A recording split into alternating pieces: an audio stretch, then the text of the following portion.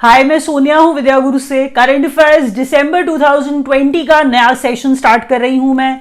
Session important है। आपको अगर आज सीखने हैं नए 50 से 70 पॉइंट्स, 50 to 70 इंपॉर्टेंट पॉइंट जो आपके एग्जाम में भी आएंगे, आप खुद सेशन देख के पता लगाओ। जो भी नए बच्चे देख रहे हैं वो सेशन देखें और उसके बाद चैनल को सब्सक्राइब कर लें, क्योंकि ये इंटेंशन है मेरी, आपको ये सेशंस मिलते रहें, उनका नोटिफिकेशन आता रहे। उसके लिए आपको सब्सक्राइब के साथ साथ बेल आइकॉन भी दबाना चाहिए।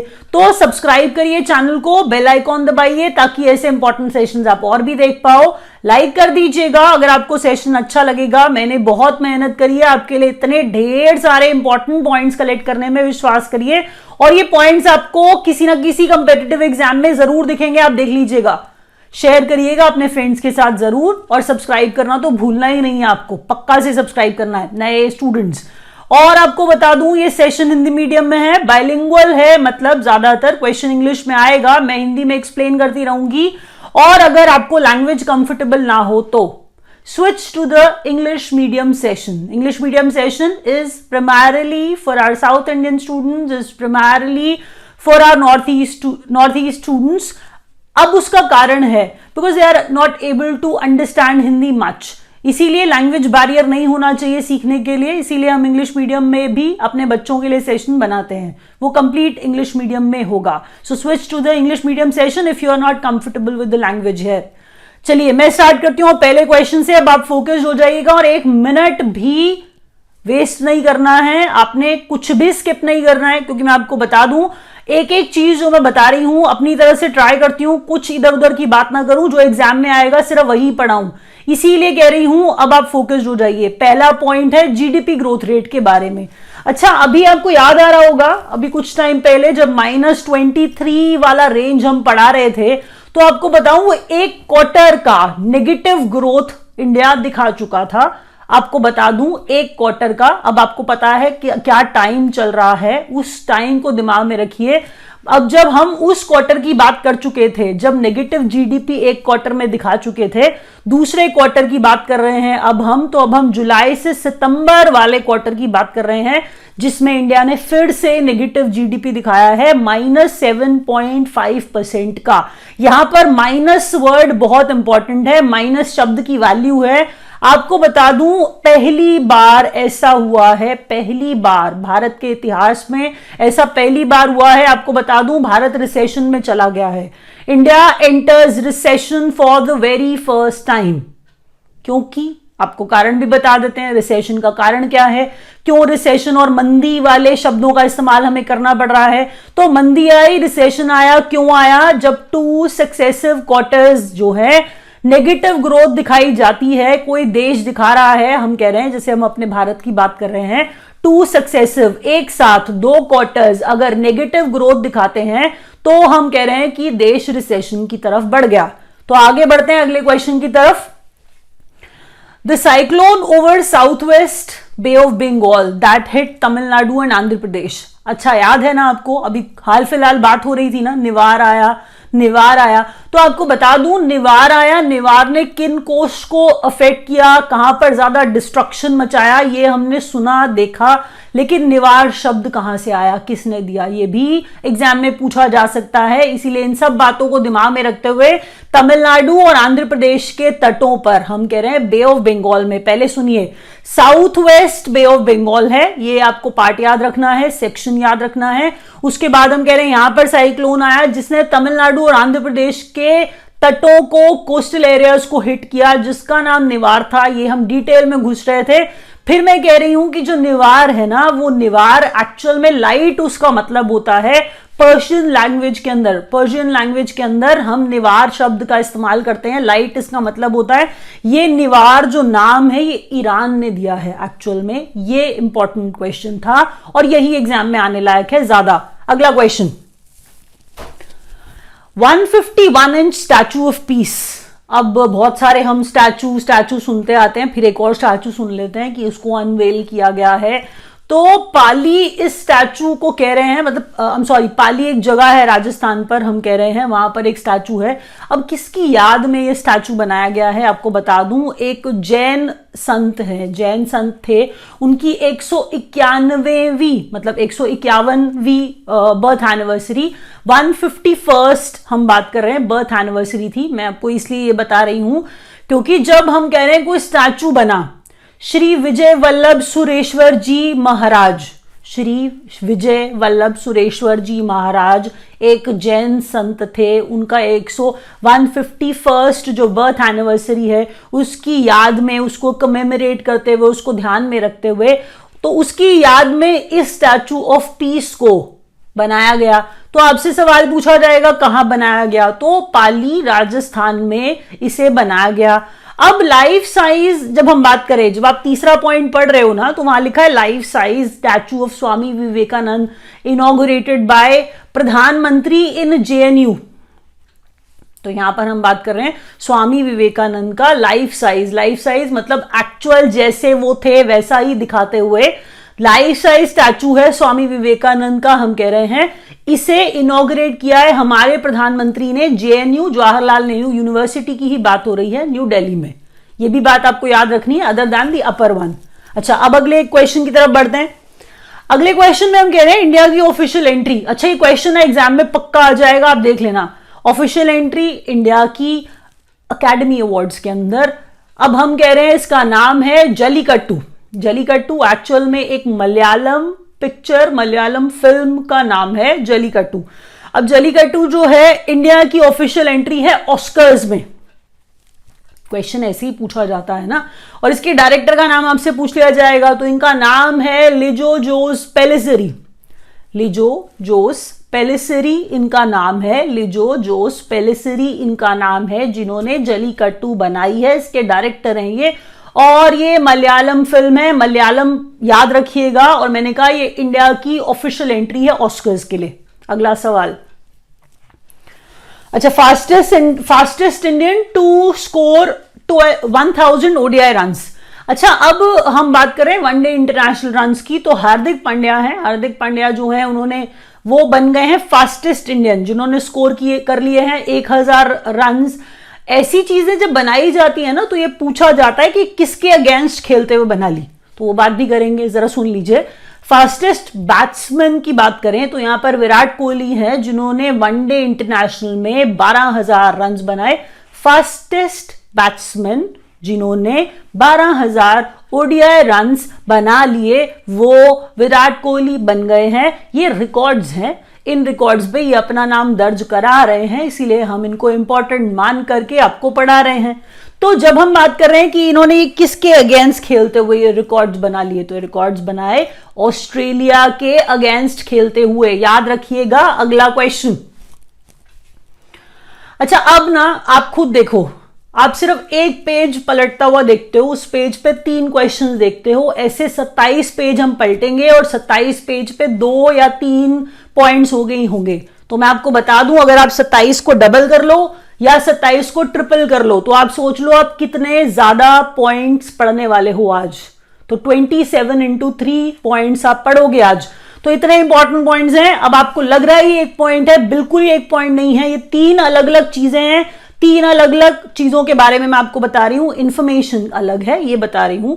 चाहे हम फुटबॉल की ही बात कर रहे हूं, फीफा की बात हम कर रहे हैं, लेकिन आप ध्यान से पढ़ना, ऊपर वाला पॉइंट अंडर 17 है, नीचे वाला पॉइंट अंडर 20 है, समझ रहे हैं? ये देखिएगा। अब हम बात करते हैं, पहले इनके बारे में डिटेल में जाते हैं कि हम विमेन्स वर्ल्ड कप की बात कर रहे हैं। विमेन्स वर्ल्ड कप है 2022 वाला ही है, लेकिन 2022 वाला विमेन्स वर्ल्ड कप जो है एक अंडर 17 का है, जिसका होस्ट इंडिया बना है, और एक 2022 वाला अंडर 20 वाला फीफा है, जिसका host Costa Rica country Costa Rica है। दोबारा बोलती हूं, FIFA under 17 women's world cup 2022 का host India, FIFA under 20 not under 17 under 20 women's world cup जो है 2022 का होस्ट कोस्टा रिका। अच्छा, अब आगे बढ़ते हैं। जब आगे बढ़े तीसरे पॉइंट के ऊपर, तो अब हम पढ़ रहे हैं women's T20 world cup 2023, women का T20। अब T20 की जब हम बात कर रहे हैं तो हम फुटबॉल की बात नहीं कर रहे हैं। अब हम क्रिकेट की बात करने लग गए, तो विमेन्स का T20 वर्ल्ड कप जो है 2023 वाला, वो होगा साउथ अफ्रीका में। अगला क्वेश्चन, लक्ष्मी विलास बैंक। अच्छा, बड़ी खराब न्यूज आ रही थी लक्ष्मी विलास बैंक के बारे में, तो आपको बता दूं, बोला गया जो कस्टमर्स हैं उनका पैसा सेफ है, क्योंकि लक्ष्मी विलास बैंक है। सेफ क्यों है? क्योंकि डीबीएस में उसको मर्ज कर दिया गया। तो अब ये जो लक्ष्मी विलास बैंक है, ये डीबीएस ब्रांचेस जो हैं वही ऑपरेट करेंगी लक्ष्मी विलास बैंक को। Lakshmi Vilas bank DBS bank में मर्ज हो गया है, सवाल पूछा जाएगा, इसीलिए रेड से हाईलाइट किया है। डिटेल पढ़िए, नीचे लिखा है कि जो लक्ष्मी विलास बैंक लिमिटेड है उसकी जो ब्रांचेस हैं to operate as DBS bank India limited. तो अब Lakshmi Vilas bank DBS bank India limited की तरह ऑपरेट करने वाला है, लेकिन इसके लिए भी एक डेट है। यह भी एक सवाल हो सकता है। 27 नवंबर 2020 इसी साल की बात थी। 27 नवंबर 2020 से लक्ष्मी विलास बैंक को डीबीएस बैंक बन जाना था। चलिए अगला क्वेश्चन, आंग सान सू की। अब ये मत बोलिएगा कि क्या बोलना शुरू कर दिया मैम ने। जिन बच्चों को पता नहीं, उनको लगेगा पता नहीं मैम बीच में क्या बोलती जा रही है। आंग सान सू की मतलब ओंग सान सू की, कुछ लोग पढ़ते हैं उसको। तो आंग सान सू की जो है वो म्यांमार की स्टेट काउंसलर हैं। तो स्टेट काउंसलर है, अब इनमें पढ़ने वाली बात क्या है? पढ़ने वाली बात यह है कि ये दोबारा से स्टेट काउंसलर बन गई हैं म्यांमार की। आंग सान सू की जो है प्रधानमंत्री जैसा समझ लीजिए लगभग। हम कह रहे हैं कि आंग सान सू की री इलेक्ट हुई हैं as state counsellor of Myanmar. President जो है विन मिंट है, ये मैं आपको लास्ट वीडियो में भी पढ़ा चुकी हूं। प्रेसिडेंट विन मिंट है, कहां के? म्यांमार के विन मिंट है।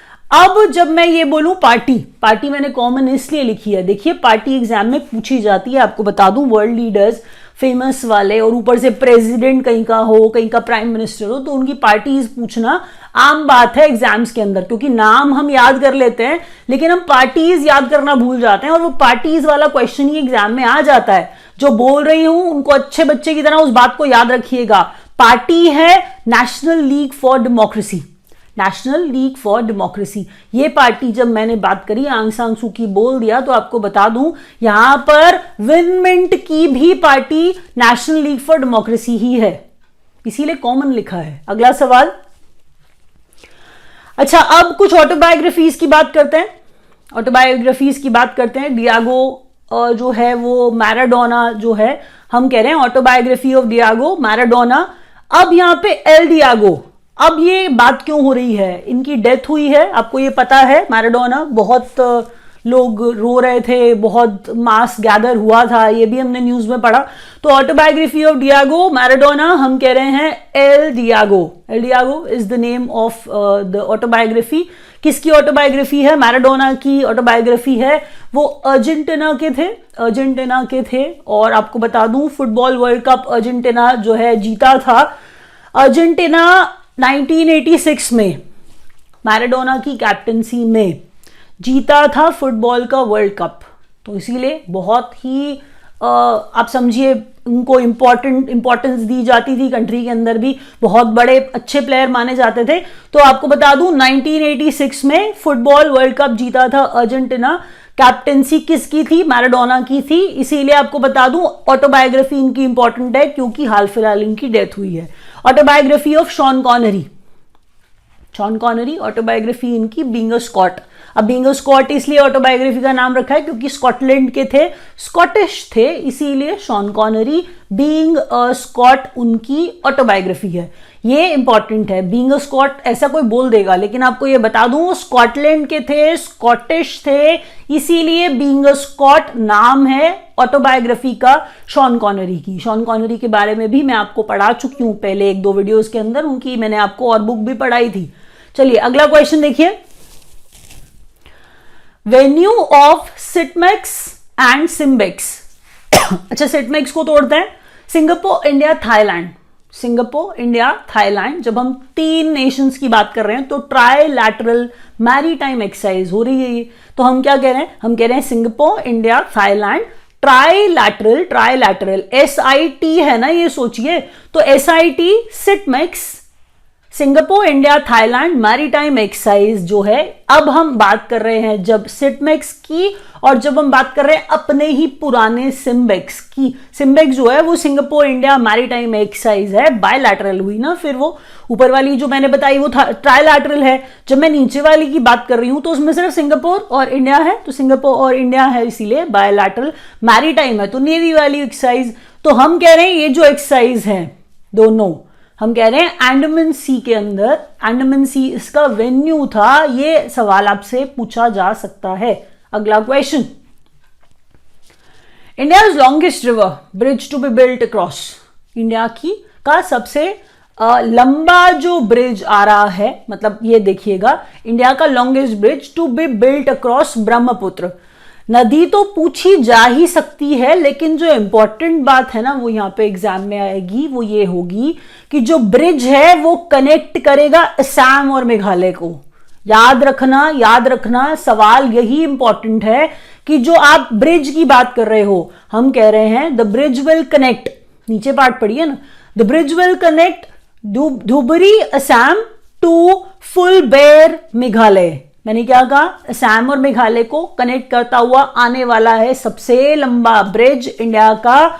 और हम कह रहे हैं जो लॉन्गेस्ट रिवर ब्रिज होगा, river is the important word, और हम कह रहे हैं ये ब्रह्मपुत्र नदी पे बनाया जाएगा। अगला क्वेश्चन देखिए, अयोध्या एयरपोर्ट। चलिए अब हमेशा की तरह कुछ नाम बदले गए हैं, फिर दोबारा से नाम बदल दिए गए, उनको भी पढ़ ही लेते हैं। तो नाम बदलने के वाले और बढ़िया अच्छे और इंपॉर्टेंट क्वेश्चंस कि अयोध्या एयरपोर्ट का नाम बदलकर, अयोध्या एयरपोर्ट है तो उत्तर प्रदेश की बात हम कर रहे होंगे, आप समझ गए होंगे। तो आपको बताऊं, मर्यादा पुरुषोत्तम श्री राम एयरपोर्ट कर दिया गया है अयोध्या एयरपोर्ट का नाम। दोबारा बोल देती हूं, मर्यादा पुरुषोत्तम श्री राम एयरपोर्ट कर दिया गया है एयरपोर्ट, अयोध्या एयरपोर्ट का नाम। और आपको बताऊं साथ में Haveri railway station, Haveri railway station जो है वो कर्नाटका में है। अब अगर ये भी बोल दूं था तो भी आप समझ जाइए, क्योंकि नाम बदल दिया गया ना, नाम जो है वो किया गया है Mahadevappa Mailara railway station. Mahadevappa Mailara railway station जो है कर्नाटका में, हवेरी रेलवे स्टेशन का नाम बदल के किया गया है। एक जैसे क्वेश्चन एक साथ रखने की कोशिश कर रही हूं ताकि याद शायद हो जाए, आप इसको खुद कैटेगराइज कर पाओ कि कुछ ऑटोबायोग्राफीज पढ़ाई, कुछ फीफा पढ़ा दिया, कुछ वर्ल्ड कप पढ़ा दिया, कुछ इंपॉर्टेंट किताबें पढ़ा दी और कुछ रीनेम हुए तो वो पढ़ा दिए। अब आगे बढ़ेंगे और देखेंगे अगला क्वेश्चन किस कैटेगरी में रखें। फिर से ऑटोबायोग्राफी की बात कर लेते हैं। एक और ऑटोबायोग्राफी जीआर गोपीनाथ की। अच्छा, जीआर गोपीनाथ कौन है, आपके मन में सवाल जरूर आने वाला है। तभी तो आपको बोला कि जो जीआर गोपीनाथ हैं वो एक्चुअल में एयर डेक्कन के फाउंडर, इनका नाम ऐसे लिया जाता है कैप्टन जीआर गोपीनाथ करके। कारण है इसका, आर्मी के कैप्टन रह चुके जीआर गोपीनाथ। आप ये समझिए कि बिजनेसमैन, आप ये सोचिए कि पॉलिटिशियन भी हैं जीआर गोपीनाथ। तो ये इंपॉर्टेंट इंसान है कैप्टन जीआर गोपीनाथ। इनकी किताब सिंपली फ्लाई, अब सिंपली फ्लाई को ना आप एयर डेक्कन से सीधा जोड़ जाना, अ डेक्कन ओडिसी, सिंपली फ्लाई डेक्कन ओडिसी इनकी किताब का नाम है। और जो वो किताब है ना वो एक्चुअल में इन्हीं की ऑटोबायोग्राफी है। ये इंपॉर्टेंट बात है। और मैंने आपको क्या बताया, कैप्टन जीआर गोपीनाथ फाउंडर किसके, एयर डेक्कन के। मूवी भी बनी थी इन पर, कहा जाता है कि partly based on captain GR Gopinath life. तो उसका नाम है सुरारे Pottru.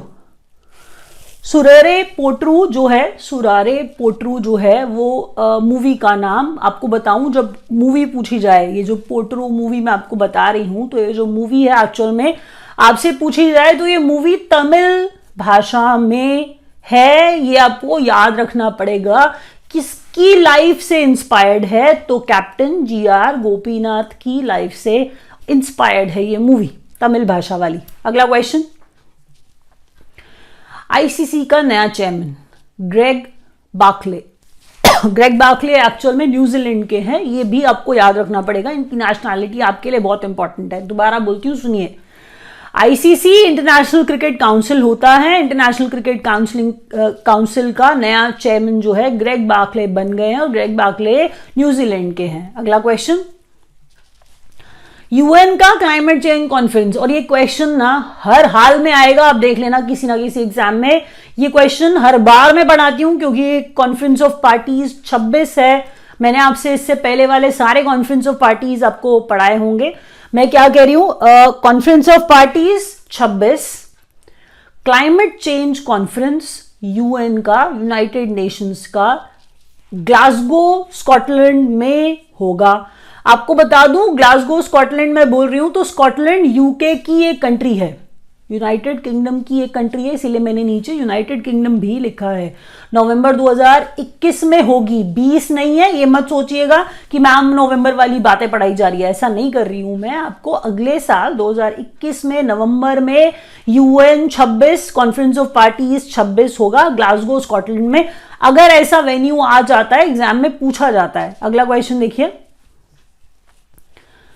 World's largest trade block. अच्छा, जब ब्लॉक बोलते हैं ना तो ब्लॉक का मतलब होता है वो कंट्रीज जिनके पॉलिटिकल इंटरेस्ट सेम होते हैं, वो साथ क्लोजली नेट होकर के काम कर रही हैं, तो हम उसको ब्लॉक कह रहे हैं। तो block a group of countries, block क्या है, ग्रुप ऑफ कंट्रीज है।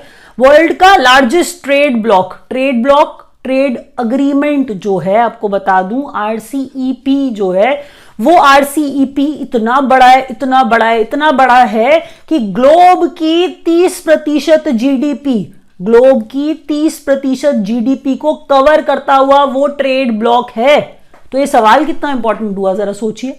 अब आप कह रहे हैं कि हमने चाइना को यहां से बैन कर दिया और यहां से बैन कर दिया, तो चाइना ने, आपको बता दूं, ये आरसीईपी साइन कर दिया है। देशों ने मिलकर के चाइना के साथ, क्योंकि पहले सबने एनमिटी दिखा ली और उसके बाद ट्रेड एग्रीमेंट की बात आई तो सबने चाइना के साथ मिलकर के उस ट्रेड एग्रीमेंट को साइन कर दिया।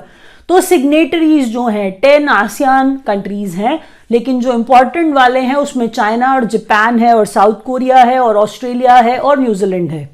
चाइना है, जापान है, साउथ कोरिया है, ऑस्ट्रेलिया है और न्यूजीलैंड है। ये सिग्नेटरीज हैं जिन्होंने आरसीईपी पर साइन किया है। और आपसे पूछा जा सकता है कि आरसीईपी है क्या, तो रीजनल कॉम्प्रिहेंसिव इकोनॉमिक पार्टनरशिप। दोबारा बोल देती हूं, जल्दी बोला शायद नहीं याद रहेगा, रीजनल कॉम्प्रिहेंसिव इकोनॉमिक पार्टनरशिप। आगे बढ़िए। अब रुपे कार्ड फेज 2 लॉन्च कर रहे हैं, तो फेज 2 लॉन्च कर दिया है, भूटान में किया है, पहले भी लॉन्च किया था। उन्होंने अपने लिए प्रधानमंत्री डॉक्टर चुना, देखिए जरा, डॉक्टर लोटे शेरिंग। तो डॉक्टर लोटे शेरिंग, डॉक्टर नाम लगा है, डॉक्टर है एक्चुअल में, प्रोफेशन उनका डॉक्टरी है। तो आपको बता दूं, PM of Bhutan doctor Lotay Tshering, और रुपे कार्ड फेज 2 लॉन्च किया है भूटान में। और आपको बता देती हूं कि जो रुपे कार्ड है वो इशू जो किया गया है भूटान में, भूटान का national bank, RuPay cards issued by the Bhutan national bank, Bhutan का national bank RuPay card issue कर रहा है, जिसको आप एटीएम में 1 लाख रुपए तक स्पेंड करने के लिए इस्तेमाल कर सकते हो। और जब बात करें ट्रैवलर्स आए भूटान से, ट्रैवलर्स आए भूटान से, तो आपको बता दूं वो ये कार्ड यूज कर पाएंगे over 20 lakh POS terminals. POS terminals point of sale कहते हैं उसको, जब आप कार्ड जाके कहीं पे स्वाइप करते हो तो वो पॉइंट ऑफ सेल टर्मिनल्स की बात कर रहे हैं। 20 लाख टर्मिनल्स के ऊपर वो रुपे कार्ड जो है भूटान ट्रैवलर्स, भूटानीज ट्रैवलर्स स्पेंड कर पाएंगे। अगला क्वेश्चन, अच्छा आरबीआई की बात कर रहे हैं। आरबीआई पैनल्स बनाता रहता है, सजेशंस उनके आते रहते हैं, बहुत सीनियर लोग उसमें बैठते हैं और उनका सजेशन जरा सुन लेते हैं। अभी पीके मोहंती सजेशंस है, तो जो उनका रिकमेंडेशन है वो ये है कि जो मैक्सिमम लिमिट है, किसकी बात हो रही है ना, एक बार पहले पढ़ लेते हैं फिर आपको ओवरऑल बता दूंगी क्या कह रहे हैं। हम कह रहे हैं कि मैक्सिमम लिमिट प्रमोटर के शेयर होल्डिंग की प्राइवेट बैंक्स के अंदर, मैक्सिमम लिमिट प्रमोटर जो होता है, प्रमोटर चाहे वो कोई ग्रुप हो या वो कोई पर्सन हो, डज नॉट मैटर। हम कह रहे हैं जो मैक्सिमम लिमिट है प्रमोटर शेयर होल्डिंग की प्राइवेट बैंक्स के अंदर, लॉन्ग रन मतलब 15 साल का समय हम बता रहे हैं, उसमें 26% ये मैक्सिमम लिमिट होगी। ये सजेशन दिया है, पहले ध्यान से आप सुनना। दूसरा, अब नॉन प्रमोटर भी होते हैं, देखिए शेयर होल्डिंग प्रमोटर की भी होती है बैंक में, और शेयर जो होता है वो नॉन प्रमोटर के पास भी होता है। तो कह रहे हैं अगर नॉन प्रमोटर शेयर होल्डिंग है, नॉन प्रमोटर शेयर होल्डिंग है, तो इसकी जो मैक्सिमम लिमिट रखी गई है वो कह रहे हैं वो 15% तक होनी चाहिए। जब तीसरी बात पढ़ते हैं तो इसको पढ़िए, उसके बाद आप समझ जाएंगे खुद ही कि वेल रन एनबीएफसी, अच्छी चलती हुई एनबीएफसी है कोई, हम कह रहे हैं उसका जो एसेट साइज हो 50,000 करोड़ या उससे ज्यादा का हो। अच्छा, अब कोई एनबीएफसी है बड़ी अच्छी चल रही है, उसका 50,000 करोड़ या उससे ज्यादा का एसेट साइज भी है। अब वो अप्लाई करना चाहते हैं लाइसेंस के लिए, तो कह रहे हैं कि लाइसेंस के लिए मतलब to be considered for bank licence, उन एनबीएफसी को बैंक लाइसेंस देना है अगर, तो उनके पास 10 साल का एक्सपीरियंस होना चाहिए। इस नीचे लिखी हुई कहानी का मतलब ये है, एक बार आपके लिए मैं पढ़ देती हूं, शायद आपको मेरी लैंग्वेज से ज्यादा ये लिखी हुई समझ में आ जाए लैंग्वेज। तो वेल रन एनबीएफसीज का एसेट साइज इसका 50,000 करोड़ या उससे ज्यादा हो, to be considered for a bank, to be considered for a bank licence must have completed 10 years in this domain. That's what we are trying to say here. आगे बढ़ते हैं, अगला क्वेश्चन। वर्ल्ड एड्स डे सबने पढ़ा, सबने कहा जी हमें तो पहले से ही आता है वर्ल्ड एड्स डे, आप क्यों पढ़ा रहे हो? इसलिए पढ़ा रही हूं क्योंकि उसमें कुछ इंपॉर्टेंट थीम है। 1 दिसंबर को वर्ल्ड एड्स डे हम ऑब्जर्व करते हैं। जो थीम इस साल का था 2020 का, global solidarity resilient HIV services, global solidarity resilient HIV services, ये इसका थीम था, आपको भूलना नहीं है। International day of persons with disabilities 3 दिसंबर को ऑब्जर्व करते हैं, और ह्यूमन राइट्स डे 10 दिसंबर को ऑब्जर्व करते हैं। और मुझे ह्यूमन राइट्स डे की थीम भी इंपॉर्टेंट लग रही है, वो है recover better. Human rights day, recover better, stand up for human rights. अगला क्वेश्चन देखिए क्या है, एफडीआई। अच्छा, अब फॉरेन डायरेक्ट इन्वेस्टमेंट की बात हम कर रहे हैं। फॉरेन डायरेक्ट इन्वेस्टमेंट का जो लिमिट है for news digital media sector, foreign direct investment बहुत सारे सेक्टर्स में होता है, तो यहां पर हम सेक्टर को डिफाइन कर रहे हैं कि हम यहां पे कह रहे हैं जो न्यूज डिजिटल मीडिया सेक्टर है उसके अंदर वाया और अप्रूवल रूट।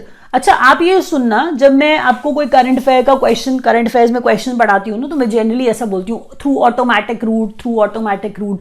यहां पर ये पढ़ा रही हूं through approval route, automatic route नहीं है, अप्रूवल रूट के थ्रू अप्रूवल लोगे, उसके बाद अप्रूवल लेने के बाद, अपने आप ऑटोमेटिकली नहीं, अप्रूवल लेने के बाद एफडीआई का जो लिमिट है न्यूज डिजिटल मीडिया सेक्टर में वाया अप्रूवल रूट 26%, 26% किया। और हम कह रहे हैं जो it covers digital media and news aggregators also, तो किसी को छोड़ना नहीं है कि कोई बाहर से पैसा लगाता जा रहा है और कोई चलाया जा रहा है अपना प्रिंट मीडिया चैनल्स, सब कुछ चलाया जा रहा है, तो सबको उसके अंदर ले लिया है कि it covers digital media and news aggregators also. अगला question, Aadhaar based biometric enabled digital life certificate for pensioners. अच्छा, कोई पेंशन ले रहा है, आपके सबके फैमिली में कोई ना कोई होंगे जिनको पेंशन मिल रही होगी, तो आपको बता दूं कि Aadhaar based biometric enabled digital life certificate बना दिया गया पेंशनर्स के लिए कि वेदर, देखिए सरकार को यह पता लगाना है कि जो पेंशन ले रहा है whether that person is alive, इसके लिए उन्होंने Aadhaar based biometric enabled digital life certificate बनाया। और ये जीवन प्रमाण है, ये क्या है? जीवन प्रमाण है। इस सर्टिफिकेट को जीवन प्रमाण कहेंगे, जो आधार बेस्ड इनेबल्ड होगा, आधार बेस्ड बायोमीट्रिक इनेबल्ड होगा, ताकि पेंशनर्स का अलाइव होना पता लगाया जा सके। अगला क्वेश्चन देखिए, India to acquire from USA. अच्छा, अभी ना हम काफी सारी चीजें यूएसए से ले रहे हैं, आपको बता दूं, इसीलिए मैंने एक पूरा पॉइंट ही वाला पेज ही बना दिया। तो पेज में सबसे पहली बात हम कह रहे हैं F-18 नेवल फाइटर जेट्स ले रहे हैं। पहले क्या ले रहे हैं? F-18 नेवल फाइटर जेट्स ले रहे हैं हम यूएसए से। फिर आपको बताऊं कि अब हम यहां पे बात कर रहे हैं P-8I। अब P-8I आप कहेंगे ये तो पोसेडॉन लिखा है, तो मैं आपको बताऊं, हम जब इसको ज्यादा जगह पे आप देखेंगे तो आपको ये P-8 बोइंग P-8 करके लिखा हुआ मिलेगा। तो पोसेडॉन 8I मैरीटाइम सर्वेलेंस एयरक्राफ्ट है ये, जो हम यूएसए से ले रहे हैं। MQ-9B एक्चुअल में ये सी गार्डियन ड्रोन्स है, ड्रोन्स तक भी हम यूएसए से ले रहे हैं, देखिए आप। तो इंडिया अक्वायर कर रहा है यूएसए से ये चीजें जो आपके स्क्रीन पर आ रही हैं। अगला question, state with the best sex ratio. अब जेंडर वाली बात हो रही है कि हम कह रहे हैं कि फीमेल्स कितने हैं मेल्स के ऊपर, तो आपको बताऊं अरुणाचल प्रदेश कितना कितना बढ़िया जगह है। जरा देखिए आप, 1085 महिलाओं पर 1000 पुरुष। हाँ, मैं यही पढ़ रही हूं, आप पढ़िए कि 1085 फीमेल्स हैं और बॉर्न पर 1000 मेल्स। तो हम यहां पे जो इंपॉर्टेंट बात कह रहे थे, 1085 फीमेल्स बॉर्न पर 1000 मेल्स, तो अच्छा खासा कितना बढ़िया सा सेक्स रेशो है। लेकिन ये बात भी आपको बताऊं कि जो वर्स्ट सेक्स रेशो है वो मणिपुर में है। फिर जब बात करते हैं as per vital statistics on India based on the civil registration system 2018, किसके अनुसार हम ऐसी बड़ी बड़ी बातें कर रहे हैं, तो ये तो जानना हमेशा ही जरूरी है ना कि किसके अकॉर्डिंग। तो हम कह रहे हैं as per vital statistics on India based on the civil registration system 2018। अगला question, RBI directs banks and NBFCs to waive off interest on interest for 6 months moratorium starting March 2020 on loans up to ₹2 crores। अच्छा, 2 करोड़ का loan ले लिया, 2 करोड़ तक का loan ले लिया, और मार्च में आप जानते हैं क्या हो गया था। तो मार्च में मैंने कहा मार्च से मोरेटोरियम का मतलब आप समझ रहे हैं कि सस्पेंड कर दिया गया, आपका इंटरेस्ट आपसे नहीं ले रहा है बैंक, तो मोरेटोरियम मिला। लोन पर क्या मिला? मोरेटोरियम मिला। लेकिन आपने लोन की इंस्टॉलमेंट पे नहीं की, बैंक ने इंटरेस्ट के ऊपर इंटरेस्ट लगा दिया। अब आरबीआई डायरेक्ट कर रहा है बैंक्स को और एनबीएफसीज को कि वेव ऑफ कर दो 6 महीने का इंटरेस्ट ऑन इंटरेस्ट। 6 महीने का इंटरेस्ट नहीं कह रही हूं, खुश मत होइएगा, मैं कह रही हूं इंटरेस्ट पर जो इंटरेस्ट लगा रहे हो 6 महीने का, वो वेव ऑफ कर दो। कब से? 1 मार्च 2020 से जो ये ड्यूरेशन है इसका ही इंटरेस्ट पे जो इंटरेस्ट लगा है उसे वेव ऑफ कर दो। वो कंडीशन कब, कैसे? अगर लोन 2 करोड़ तक का है तो। अगला क्वेश्चन देखिए, ये क्वेश्चन जरूर आएगा जरूर आएगा जरूर आएगा। G20 समिट 15वें नंबर का convened by 15th G20 summit है, कन्वीन्ड बाय सऊदी अरेबिया। उसने अरेंज कराया, सऊदी अरेबिया ने, दैट्स व्हाट हम we are trying to say here. Saudi Arabia ने अरेंज कराया, G20 का होस्ट किया, मतलब अरेंज कराया। वर्चुअली होते हैं ना सारे के सारे, क्योंकि वर्चुअली आप देखो ना नीचे आ रहा है कि समिट जो है वर्चुअली प्रधानमंत्री मोदी ने अटेंड किया। तो वर्चुअली इसलिए किया क्योंकि वो वर्चुअल समिट था और अरेंज कराने वाला था सऊदी अरेबिया। और इसका जो थीम रखा गया वो तो पक्का ही पूछा जाएगा, और यही तो इंपॉर्टेंट बात है इस पूरे के पूरे पेज में। 15वें नंबर का इंपॉर्टेंट नहीं है। Realising opportunities of 21st century for all. Realising opportunities of 21st century for all, ये इसका थीम है और जो इंपॉर्टेंट है। अगला क्वेश्चन देखिए, आरबीआई का पब्लिक अवेयरनेस कैंपेन। अच्छा, आरबीआई अभी ऐसा कैंपेन करता रहता है, बहुत सारे डिफॉल्ट देख चुके हैं हम। किस पे एक्चुअल में? On safe banking and financial practices. दोबारा बोल देती हूं, आरबीआई का public awareness campaign safe banking पर, फाइनेंशियल प्रैक्टिसेस पर। आरबीआई कहता है, ये उसका नाम है, ये मैं नहीं कह रही हूं कि आरबीआई ऐसा कहता है, मैं कह रही हूं कि आरबीआई कहता है, ये कैंपेन का नाम। तो सेबी जो है, securities exchange board of India, programme for investor education and awareness, इसका नाम स्मार्ट्स है। तो स्मार्ट्स आप ये मत कहिएगा कि मैम एडजेक्टिव में एस लगा के बैठी है, मैंने नहीं लगाया, ये एक्चुअल में वो उसका नाम है। स्मार्ट्स का फुल फॉर्म है सिक्योरिटीज मार्केट ट्रेनर्स, ट्रेनर नहीं ट्रेनर्स, इसलिए जो उसका एस है वो स्मार्ट में लग गया है। दोबारा बोल रही हूं, सुन लो आप, मैं कह रही हूं कि आरबीआई कहता है पब्लिक अवेयरनेस कैंपेन है। अब सेफ बैंकिंग पे ही होगा और किस पे? आरबीआई तो ऐसा ही अच्छा सिखाएगा आप लोगों को। और सेबी का, securities exchange board of India का प्रोग्राम है इन्वेस्टर एजुकेशन और अवेयरनेस पे, वो है स्मार्ट्स। और स्मार्ट्स का फुल फॉर्म पक्का आपके एग्जाम में आएगा, वो है सिक्योरिटीज मार्केट ट्रेनर्स। अगला question, country with most FDI inflow in India. अच्छा, यहां पर इंडिया में पैसा आया, बाहर से आया, बाहर के देशों से आया। कहां से सबसे ज्यादा आया ये कहना चाह रहे, इनफ्लो बोल रहे हैं, ये समझिएगा। लेकिन हम ऐसा तो नहीं कह रहे कि सारे साल में आता रहा तब हम कोई रिकॉर्ड दिखा रहे हैं आपको, हमेशा बिल्कुल नहीं कह रहे हैं। जो आया है न्यूज में वो अप्रैल से सितंबर को हाईलाइट करते हुए कि अप्रैल से सितंबर के महीने में, मतलब अप्रैल से सितंबर 2020 के महीनों में सिंगापुर से सबसे ज्यादा एफडीआई आया है इंडिया में। और इसके साथ हम रैप अप करेंगे। आपको कुछ नहीं समझ आया होगा तो आप वीडियो दोबारा देख लोगे, और अगर समझ आ गया होगा तो आप लाइक पक्का कर दोगे। Bye bye, thank you.